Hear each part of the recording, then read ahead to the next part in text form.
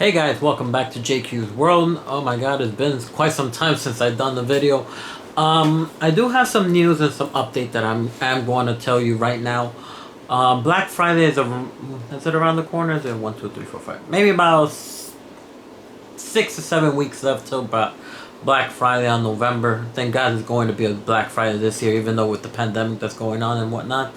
There's still going to be a Black Friday, which I'm actually happy about that because I'll be able to get a couple of things that I want, which is a brand new. I have a laptop, but it's not strong enough to record 4K quality videos. But I want to do like these gameplays, what I do. So hopefully I can get a good computer on Black Friday, well, desktop, and put a setup right here with the 4K Elgato, and how you call it, and I can finally do gameplays with my face there, with the camera and everything there as well. So hopefully I can continue going on with doing gameplays and reviewing games and reacting to some video games that came out and whatnot. But today's topic, speaking of video game, is going to be about video games. The prices now are going to be $70 for video games for the PlayStation 5 and the Xbox Series.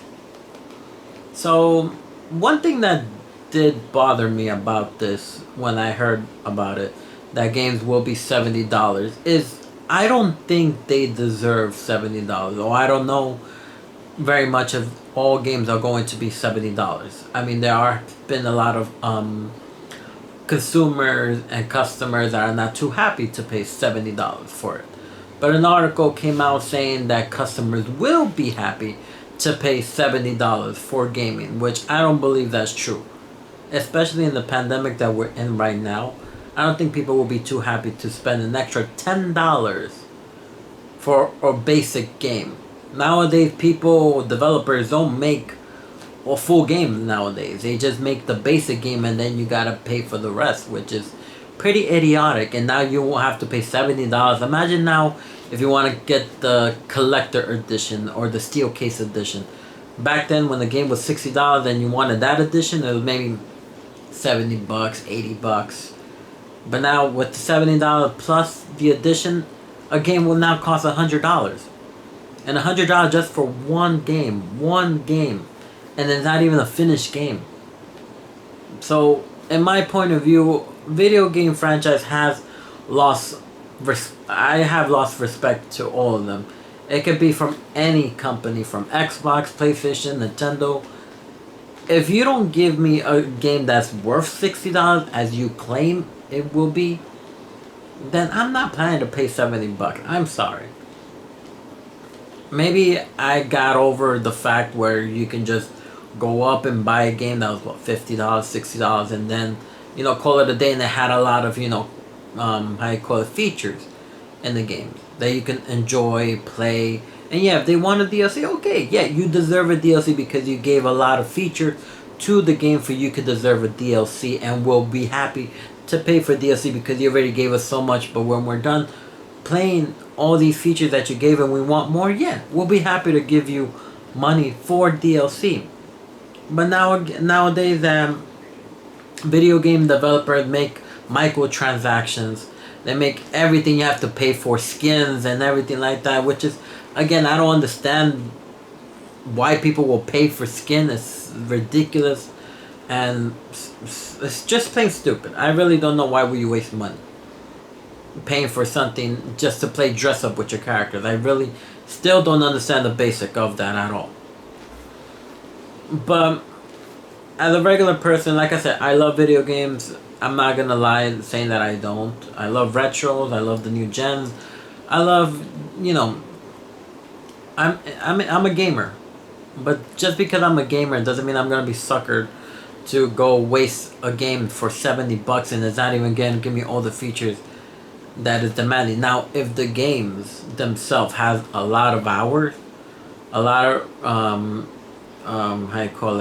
a lot of hours of story mode or side quests or anything that makes it worth that $70, okay, yeah, maybe I'll pick it up.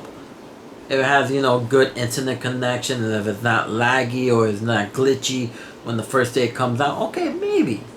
But so far, most games that come out nowadays are not patched up, are not fixed, and they take forever to freaking come out.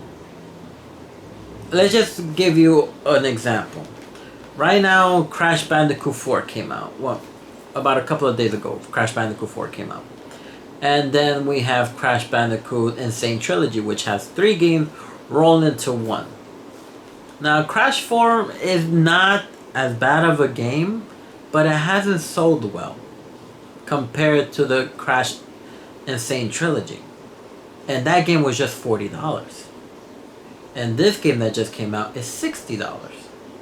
Yet people will buy the $40 game than the $60 game. Not because the game is bad, it's because the other game has more features than the new game that came out. It makes it more better than the new game that comes out. And it has more replay value of it. I'm not saying Crash is a bad game. I mean, they did a few hiccups here and there, which I will do a Crash 4 review. But again, I'm not saying that the game is terrible, but you know, they could have had maybe done a couple of more extra things to it, but that's where I'm trying to get at. People are not gonna be wasting money, and I hate when journalists say that consumers will be willing to waste an extra $10 for a game. I don't think they will say that at all. I don't know if you interview each of these consumers, but if you have, there will be a lot of response like myself saying I would not buy a $70 game at all.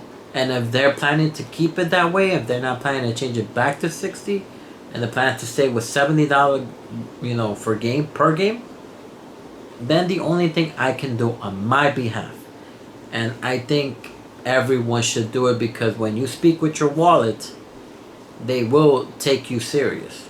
That I can guarantee you. If you speak with your wallet, they will turn it back to $60. And they won't even bother with the $70 bullshit. For me, I'll just wait until the game price goes down. That's all I could do. I'm gonna, you know, have fun with the new gen. Well, depending how good the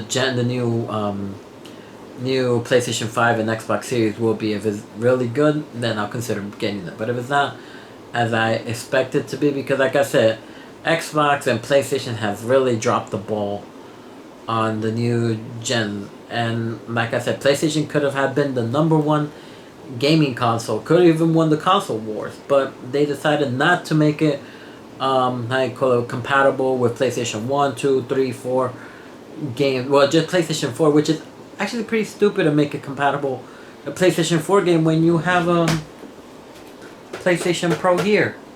There's no point of making compatible with a PlayStation 4 if people already have a PlayStation 4. It makes no sense. You shouldn't just stick with your guns and just make it compatible with all the gaming, or at least release all the old games out to the PlayStation 5. At least do that with your PlayStation Plus membership, or whatever the fuck you call that shit, or Play Now, or whatever. Have all those old games come back. Because think about it, who's gonna purchase this? I know you're going for younger audience of the new generation, but the people who have money, like myself and others, are going to buy this more than the kids. Kids don't even have a job or any income whatsoever. I know their parents will buy it for them, but who's gonna buy more? The parents or us who has a job, who has the sources, the resources to buy a machine. So you should definitely take that for consideration, Sony. Same thing with Xbox. I know you guys wasted $7.8 billion on a company that has different games that are like Wolfenstein, Doom, and etc. Which is okay. I'm not saying it's bad, but you could have done more. Like seriously, you could have bought something else with it. You could have maybe even bought Marvel. You could have bought Star Wars. You could have bought Capcom. And maybe if you by buying those companies, you wouldn't actually made better games than what they're making right now. Or you wouldn't made the Connect again, but this time worked, properly. Wouldn't had a lot of air shooter games from the past and make new air shooter games from now. Because I know a lot of people are not gonna go to the movie theater to play and touch the arcade due to the pandemic. That's something Xbox couldn't have taken an advantage big time to be like, hey, this time let's make it connect, but let's just make it all about the shooting games. We can even make it friendly shooting games, like for kids, like Duck Hunt, well, a different type of version of Duck Hunt or the Deer Hunt or whatever. Since you guys do sell that, but don't, that's the only game you guys have as a, you know, as a connect or whatever.